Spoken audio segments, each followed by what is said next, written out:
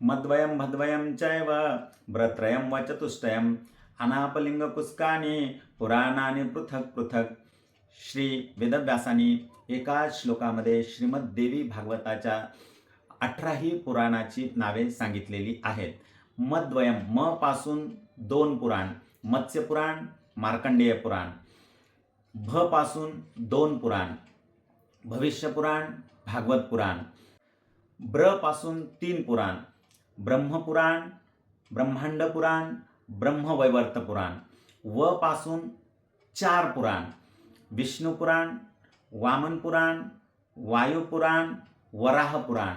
अ पासून अग्निपुराण, न पासून नारद पुराण, प पासून पद्म पुराण, ली पासून लिंग पुराण, ग पासून गरुड पुराण, क पासून कुर्म पुराण आणि स्क पासून स्कंद पुराण।